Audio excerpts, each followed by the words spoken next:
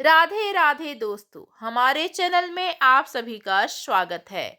दोस्तों, फाल्गुन का महीना हिंदू पंचांग के अनुसार साल का अंतिम महीना होता है। इसके बाद आने वाले चैत महीने में से हिंदू नव वर्ष का प्रारंभ हो जाता है। फाल्गुन माह के कृष्ण पक्ष की अंतिम तिथि को फाल्गुन अमावस्या मनाते हैं, जो कि 2026 में 17 मार्च को पड़ रही है। फाल्गुन अमावस्या महाशिवरात्रि के पर्व के बाद आती है और हिंदू वर्ष की अंतिम अमावस्या होती है। दोस्तों, यह अमावस्या सुख, संपत्ति और सौभाग्य की प्राप्ति के लिए विशेष फलदायी है। जीवन में सुख और शांति के लिए फाल्गुन अमावस्या का व्रत रखा जाता है। इस दिन लोग पवित्र नदियों में स्नान कर जरूरतमंदों को दान करते हैं। यह अमावस्या पितरों को मोक्ष दिलाने वाली होती है, इसलिए इस दिन पितरों की शांति और पूर्वजों का आशीर्वाद प्राप्त करने के लिए तर्पण और श्राद्ध भी करते हैं। दोस्तों, हम आपको बता दें कि साल भर में 12 अमावस्याएं आती हैं। यदि निरंतरता में प्रत्येक अमावस्या को आप पितरों हेतु श्राद्ध नहीं कर पाते हैं, तो कुछ अमावस्याएं विशेष तौर पर सिर्फ श्राद्ध कर्म के लिए शुभ मानी जाती हैं। फाल्गुन मास की अमावस्या उन्हीं में से एक है। दोस्तों, माना जाता है कि जो व्यक्ति फाल्गुन अमावस्या के दिन व्रत रखता है, उसके जीवन में कोई समस्या नहीं आती है और सुख समृद्धि में वृद्धि होती है। इस दिन पितरों का पूजन करने का भी विधान है। अमावस्या पर पितरों का पूजन करने से उनका आशीर्वाद मिलता है और उनकी आत्मा को शांति मिलती है। मान्यताओं के अनुसार आज के दिन गंगा में डुबकी लगाने और दान करने से। तो चलिए दोस्तों, इसके आगे हम आज जानेंगे फाल्गुन अमावस्या की कथा। दोस्तों, कथा शुरू करते हैं।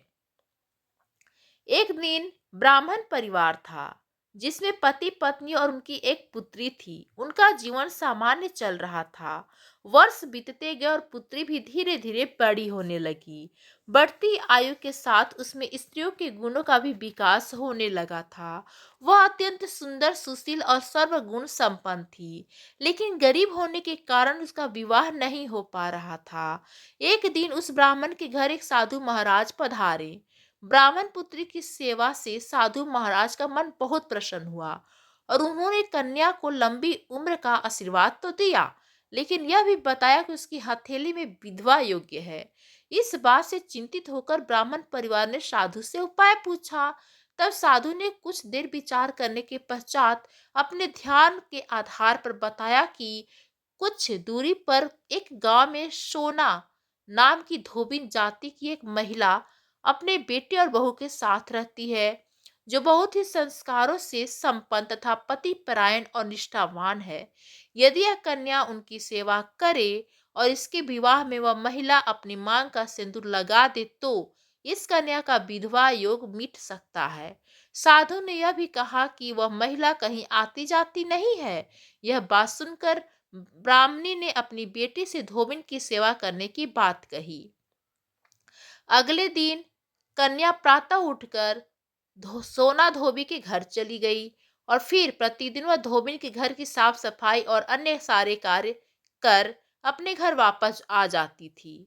एक दिन सोना धोबिन अपनी बहू से पूछती है कि तुम सवेरे उठकर सारे काम कर लेती हो और पता भी नहीं चलता।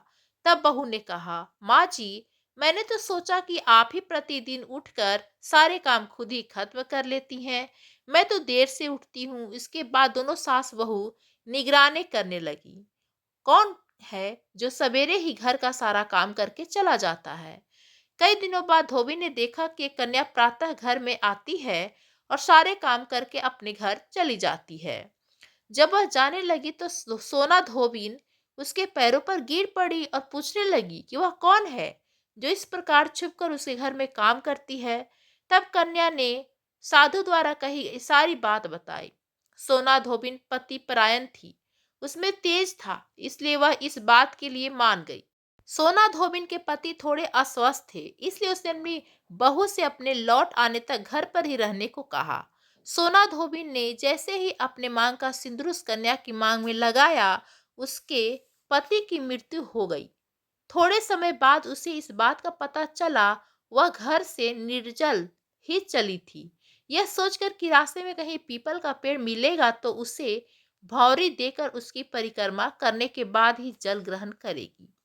उस दिन अमावस्या थी। ब्राह्मण के घर में मिले पुए पकवान की जगह उसने ईंट के टुकड़ों से 108 बार भौरी देकर पीपल के पेड़ की 108 बार परिक्रमा की और उसके बाद जल ग्रहण किया। ऐसा करते ही उसका पति वापस जीवित हो गया। इसलिए माना जाता है कि इस दिन व्रत आदि करने से पुण्य फल की प्राप्ति होती है। तो दोस्तों, आप लोग को यह कथा कैसी लगी हमें कमेंट्स करके जरूर बताएं। धन्यवाद दोस्तों।